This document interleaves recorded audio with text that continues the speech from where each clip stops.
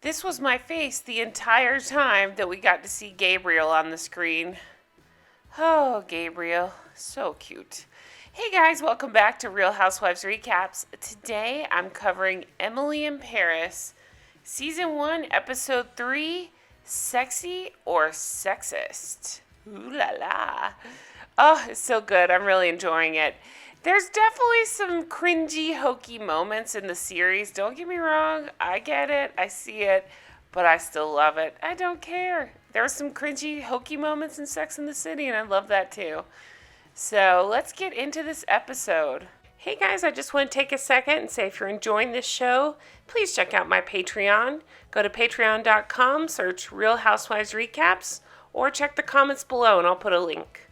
And for $1 a week, you can support my show and get 4 bonus episodes per month. I'm covering Scary Island, like the greatest season of Real Housewives of New York. So check it out. Thanks so much. We start out with Emily going for a run, and it's just so beautiful. It's not fair.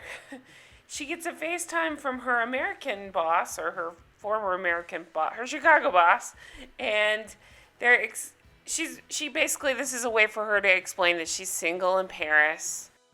For whatever unexplained reason, Madeline, the American boss, thinks it's a good idea to send over the corporate rules because that's going to go over really well with her new French friends. Meanwhile, this guy comes over to pee right behind her. Why? I'm not sure.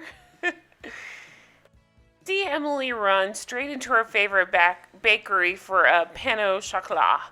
And isn't that the only reason to run? Still sending out these tweets to the ether, and she's watching her social media followers grow and grow.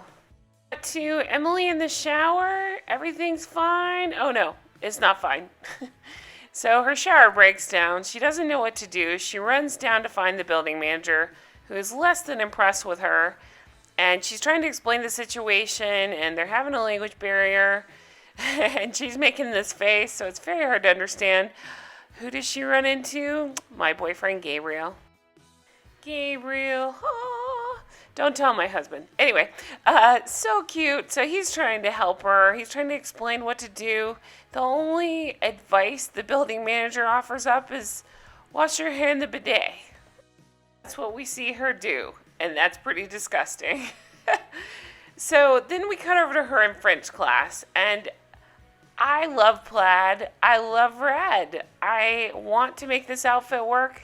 This is where I cringe a little bit. It's too much. It's too on the nose. It's too American goes to France. I don't know.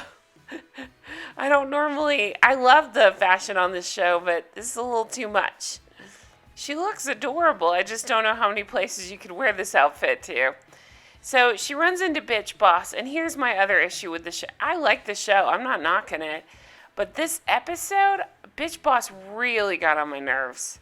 It's almost like it is playing a character, but she's playing a character of a French bitch.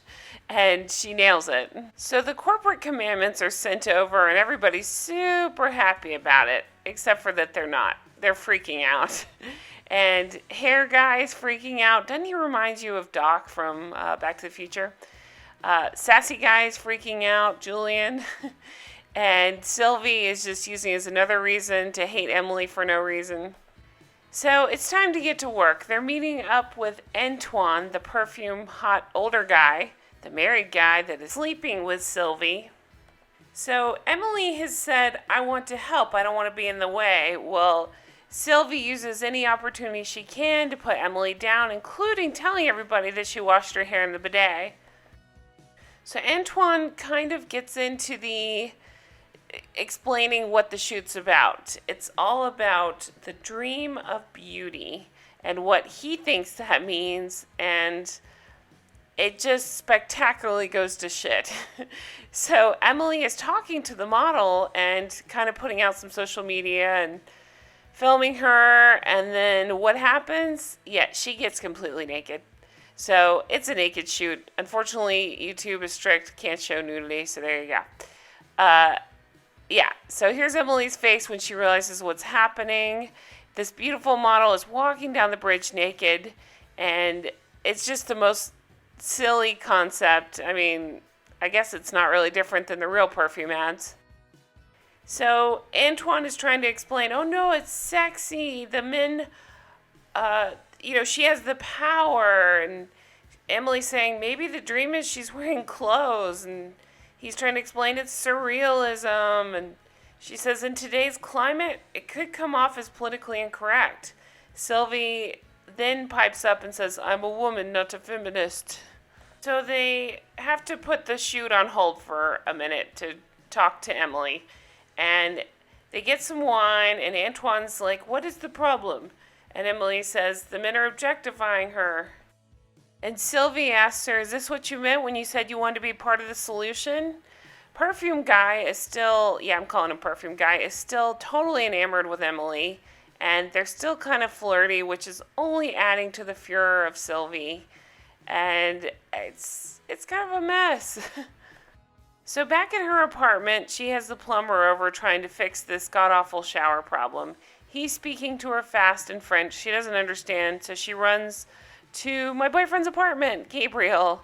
And this is how we see Gabriel. Can we take a minute and see Gabriel? So she has to convince him to come upstairs to talk to the plumber to help her with the shower. And oh, Gabriel, I'm forgetting what I'm saying. Anyway, so she takes him upstairs, and he's speaking very fast French with this plumber. And it turns into he needs something. What does he need? Coffee and croissants. Ugh. Don't we all need that? I need that. So they're having coffee and croissants, and they're speaking French still. She's totally left out of the loop. She thinks they're solving things. They're not. So what happens? Plumber has to order a part. It's going to take a couple weeks. Oh no, what is she going to do? I know. Shower at Gabriel's house. Hello. I think this is when she realizes that fact as well. So she goes over to Gabriel's house. She's taking a shower. She comes out. They have a cute exchange.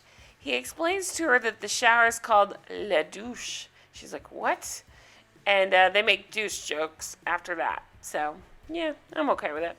So she's back in French class, and poor girl, she's really struggling. So they're even having a mock party here and not inviting her, and she's upset. She runs into Sylvie at the office, and she's being a total bitch on wheels. And Sylvie's saying, you cost us money and time at the shoot yesterday. Antoine is coming by later. I suggest you stay quiet. Emily is asking if she agrees, and she's saying, I don't take such a simplistic view of men and women. That's very American. So she's just being hateful to her. It's all over jealousy over this Antoine thing because Antoine's into Emily. Emily's having a rough day. She goes back to her desk. What does she see? Somebody's drawn a male eggplant on her papers that she handed out earlier from corporate. So she tries to blame Julian. He's like, no, no, no. He nods toward the hair guy. Look at this guy. He looks like Rob Schneider. And Emily's like, that's it. Screw it. I'm out. I'm going to lunch. I'm going to have wine. They're like, oh, but Emily, it's 11 o'clock. She's like, I don't care. So we have a scene with Mindy, her new friend in France here. They meet up. Mindy is feeling the loneliness radiating off Emily and invites her over this weekend for a party. Or for a get-together. She doesn't exactly explain what it is. And Emily's like, okay, yeah, that might be fun. So she's thinking about it. She's trying not to be miserable. She's a little miserable. It's rough to adjust. So we go to the big meeting with Antoine, the perfume guy, and they're showing the final concept for the commercial, and it is awful. The naked woman turns into a dove and flies off. And this was pretty much my face the entire time. And she's saying to Julian, it doesn't make sense. And he said, it's a perfume commercial. It's not supposed to make sense. Meanwhile, Antoine is making this face at her, giving her the smoldering look. And she comes up with this idea. Hey, listen, people aren't going to like this. But maybe you get them involved. Maybe you let them vote and see if they think it's sexy or sexist. Whoa. So everybody's blown away by her idea. Except for Sylvie. Sylvie's being a bitch. And they think it might just work. And Emily's proud of herself and has a high for about just a minute. And then, It's Emily. She walks into Sylvie's office and is like, "Why are you being a bitch to me?" And Sylvie gives her all these half reasons, but we know it's over Antoine. It's ridiculous. So Emily tries to make nice with her, tries to invite her to this party that Mindy's throwing, and I struggle with this. I struggle with these scenes because the actress is good, but it's just too much. I don't love the writing, I guess, of this actress, I should say. It's not the actress's fault, it's the writers. I don't love the writing of this character. So Emily goes to this, what she thought was just like a small gathering. No, it's a full-on, like, huge house party. It's kind of spun out of control. And Mindy's trying to, introduce her and say, "Hey, this is my friend Emily. She moved from Chicago." Nobody understands each other, and she just ends up alone on this balcony, which, hello view, I'd end up on the same balcony too. It's incredible. And then this, I guess, cute guy comes out. He ends up being a total jerk, but he starts out okay. So they're talking and flirting. He's a painter. He takes her for a walk. She thinks things are going well. They're kind of flirting and saying what they like and what they like about each other.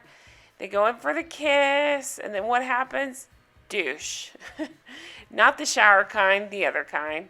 So he says these awful things to her, which I won't even say here, and she's not into it at all. And she's like, "Okay, yeah, I'm going home." And he's like, "I go with you?" And she says, no, that's not happening. Oh, poor Emily. I just want something to work out for her. So she starts to walk, and where's she end up? Gabriel's. Oh, Gabriel. Who knew a chef was a bartender, too? So he's behind the bar. She goes to talk to him. He's like, "Oh, I had a bad night." And he pours her a glass of wine, and he makes his face, and he's so cute. He knows it, but he's so cute. I don't care. So she's saying, like, "I've tried so hard. I'm trying to get people to like me." And what does Gabriel do? He's like, "I like you." Oh, Gabriel. So her heart does a little flip. She makes a face I'd make. The next day, for some inexplicable reason, Madeline calls her, and they're saying that the impressions are up, but that people aren't so much liking it, and so there's some confusion over what's more important, to have the likes or to have the impressions. So for no reason at all, Madeline makes a D joke, and Emily, a light bulb goes off in her head. For whatever reason, she decides to go get a dick-shaped pastry and to deliver it to Hair Guy. And I get it. He's the one that drew the dick on her paperwork. But it's cool that there's a bakery that can immediately pump out, like, dick-shaped pastries. Where's that bakery? The Hair Guy and Julian are having a big laugh about this. It goes over well. She goes back to her office, and what's there? It's a box. Who's it from?